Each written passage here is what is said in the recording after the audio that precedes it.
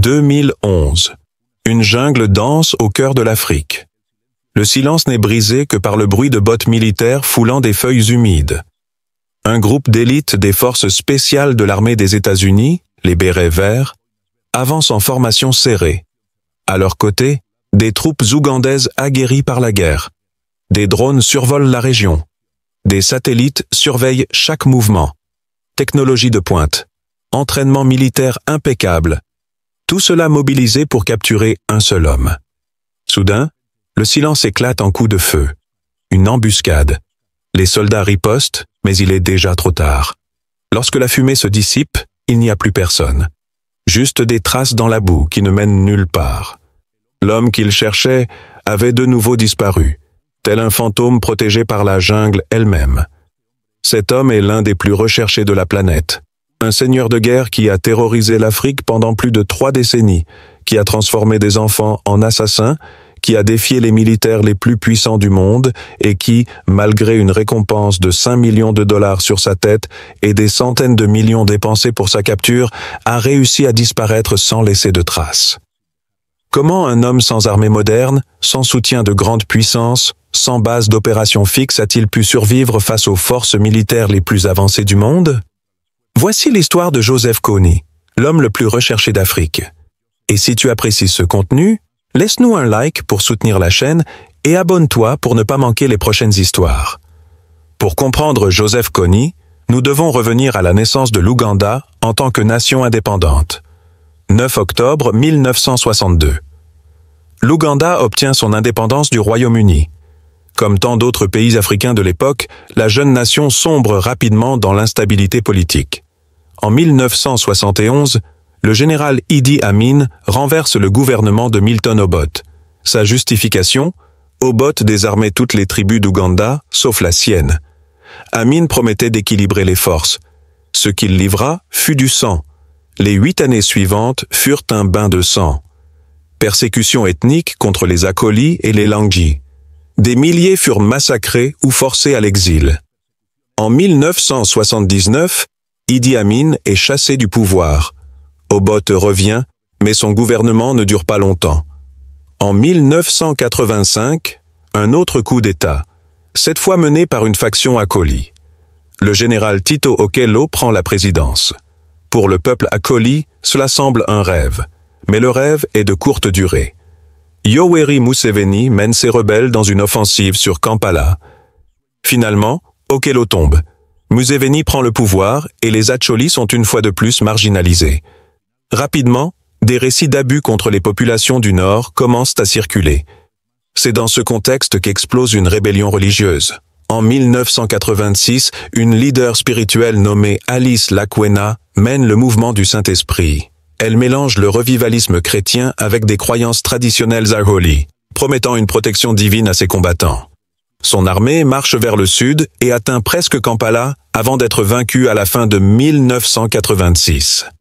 Lorsque le mouvement échoue, Alice s'enfuit, mais sa révolte a planté une graine dangereuse et dans le vide laissé par son exil émerge un autre personnage, Joseph Kony. Né vers 1961 dans une famille chrétienne, Kony fut enfant de chœur dans sa jeunesse, mais il s'entraîna aussi comme guérisseur traditionnel. Au début de 1987, peu après la défaite de Lakwena, Kony se proclame prophète, affirme hériter de son manteau spirituel et rassemble les restes de ses partisans, formant ce qui sera bientôt connu sous le nom de l'Armée de résistance du Seigneur, la LRA. Mais la version de Kony de la mission divine n'avait rien à voir avec celle de Lakwena.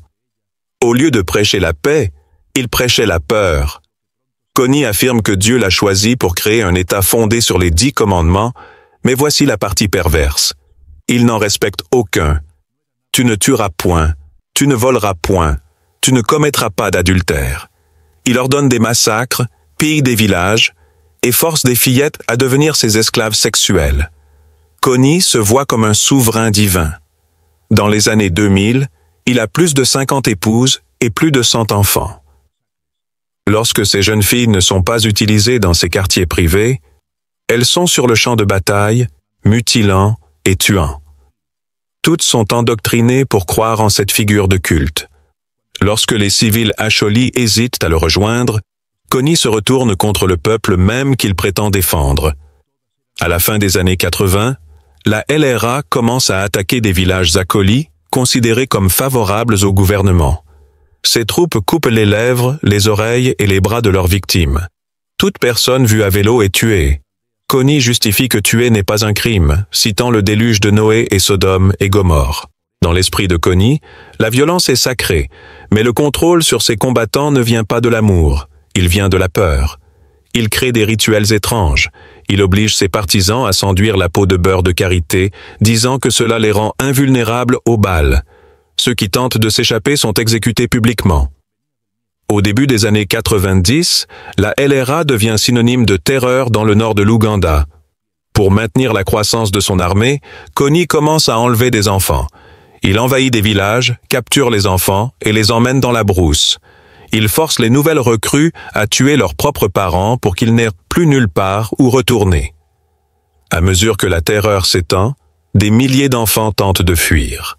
Chaque nuit, ils quittent leur maison et marchent des kilomètres jusqu'aux villes pour dormir en sécurité, pour ne revenir qu'à l'aube.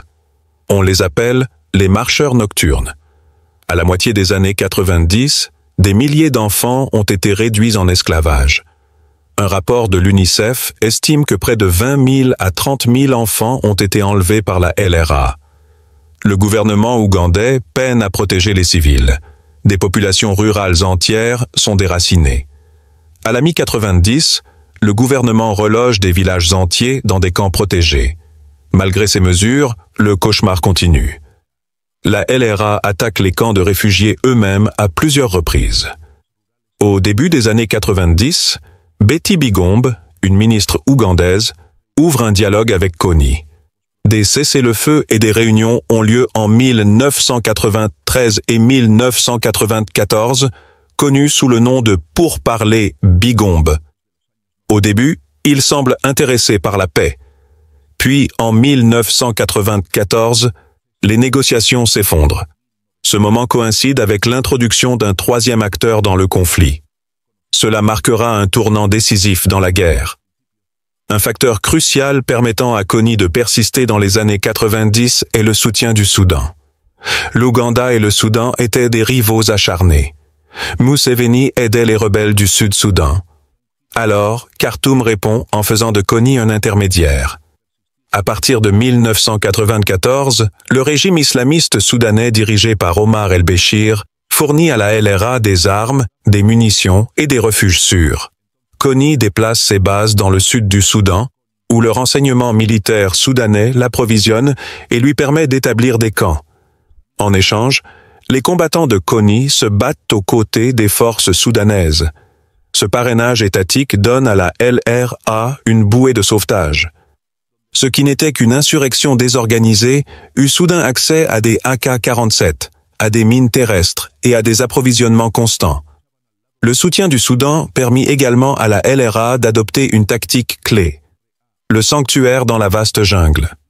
Le sud du Soudan, puis plus tard la forêt reculée du Congo, offrirent un refuge presque impénétrable. Le coût humain, cependant, fut dévastateur. Avec l'expansion de la violence, le gouvernement ougandais lança en 2002 l'opération Point de fer.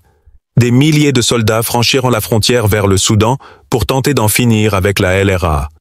Un temps, il sembla que Kony serait capturé, mais tout s'effondra. Kony répliqua avec une brutalité implacable. Ses combattants attaquèrent des camps de réfugiés, massacrant des communautés entières. L'un des pires massacres eut lieu en 2004, lorsque la LRA envahit le camp de Barlogno, tuant plus de 300 civils. La guerre atteignit un point où près de 2 millions d'Ougandais furent forcés de se réfugier dans des camps de déplacés. Ces camps étaient censés les protéger, mais devinrent bientôt des pièges mortels. Maladies, faim et violence régnaient dans ces lieux surpeuplés. Mais le milieu des années 2000 marqua un tournant. Après près de 2 décennies de bains de sang, la LRA fut finalement expulsée d'Ouganda. Plusieurs facteurs conduisirent à ce moment. En 2005, la guerre civile au Soudan prit fin, supprimant l'intérêt de Khartoum à héberger la LRA. La même année, la Cour pénale internationale émit des mandats d'arrêt contre Joseph Kony, l'accusant de crimes de guerre et de crimes contre l'humanité.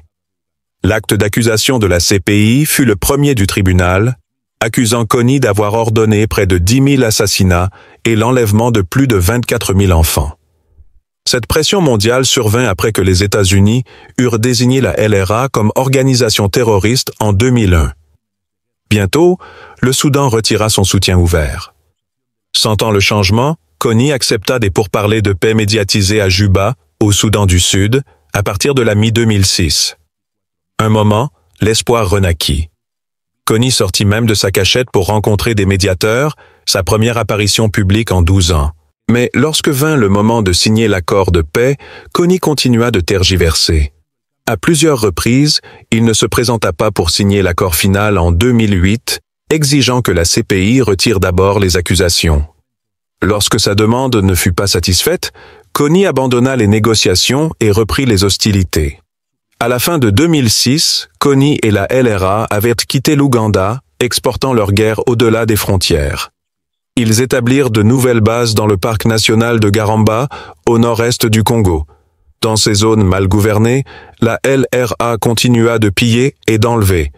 En Ouganda, de 1987 à 2006, le Nord subit des massacres, des enlèvements massifs d'enfants et le déplacement de jusqu'à 2 millions de civils. La LRA tua près de 100 000 Ougandais, terrorisant les villages par des mutilations et des attaques nocturnes. Au Soudan du Sud, la région sud servit initialement de refuge à la LRA au début des années 90. Après l'accord de paix soudanais de 2005, la LRA quitta la zone, mais y revint plus tard. En 2008, des unités de la LRA massacrèrent des villageois et enlevèrent des enfants, semant la terreur.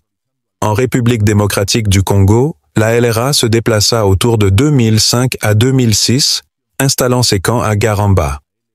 Les plus tristement célèbres furent les massacres de Noël de la fin 2008. Entre le 24 décembre 2008 et janvier 2009, des combattants de la LRA massacrèrent au moins 620 civils congolais et enlevèrent plus de 160 enfants. Des villages entiers furent laissés couverts de cadavres. En République centrafricaine, après 2008, la LRA se déplaça également dans la région sud-est, reculée, attaquant des villages, même jusqu'en 2016 et 2017. Des résidus de la LRA enlevaient encore des centaines de civils, les utilisant comme porteurs et esclaves sexuels. En 2010, le bilan total de la LRA était sombre, plus de 100 000 morts, 60 000 enfants enlevés et des millions de déplacés. La milice qui avait commencé dans un district ougandais était devenue une menace régionale. Les efforts internationaux pour arrêter Kony s'intensifièrent. Un moment clé survint en 2012 avec le documentaire viral Kony 2012, mais une initiative militaire multinationale était déjà en cours. En décembre 2008, l'Ouganda, le Congo et le Soudan du Sud lancèrent l'opération Lightning Thunder, une offensive soutenue par les États-Unis avec renseignements américains, avions de combat et commandos attaquant le camp de la LRA à Garamba. Cependant, Kony s'échappa. L'attaque ne récupéra qu'une perruque et une guitare abandonnées par lui. En 2009, les États-Unis offrirent une récompense de 5 millions de dollars pour toute information sur Kony. Fin 2011, le président Barack Obama envoya près de 100 forces spéciales en Afrique centrale. Ces bérets verts établirent des bases opérationnelles fournissant entraînement, drones et soutien en communication. Le détachement américain, nom de code Observant Compass, atteignit environ 250 militaires en 2014. Pendant ce temps, l'Union africaine rejoignit l'effort en mars 2012, annonçant une force opérationnelle régionale de 5000 soldats. Au fil des années, des milliers de tracts furent distribués, incitant les membres de la LRA à se rendre. Cette stratégie porta ses fruits. Environ 13 000 rebelles acceptèrent l'amnistie et déposèrent les armes, affaiblissant considérablement l'armée de Kony. Un par un, les principaux commandants furent éliminés. En 2013, Okot Odiambo fut tué. En 2015, Dominique Ongwen se rendit et fut ensuite condamné pour 61 crimes de guerre. Cependant, Joseph Kony resta insaisissable. La traque couvrit des territoires immenses, de la forêt équatoriale congolaise jusqu'aux savanes de la République centrafricaine. Le coup fut énorme. Les États-Unis ont investi des centaines de millions dans l'opération depuis 2008. En 2017, une décennie après le grand élan, la patience s'épuisait. En mars 2017, la force opérationnelle de l'Union africaine fut officiellement suspendue. Les forces ougandaises annoncèrent qu'elles mettaient fin à la poursuite, déclarant que la mission avait été accomplie avec succès. Quant à Kony, il reste recherché, mais sa traque n'en vaut plus la peine. Où se trouve Joseph Kony aujourd'hui? Personne ne le sait. Certains disent qu'il se cache dans les forêts de la République centrafricaine. D'autres pensent qu'il pourrait être mort. Il y en a qui spéculent qu'il commande encore un petit groupe. L'histoire de Kony est plus que celle d'un seigneur de guerre. C'est l'histoire de la manière dont les traumatismes historiques, les divisions ethniques et l'abandon international créent des monstres.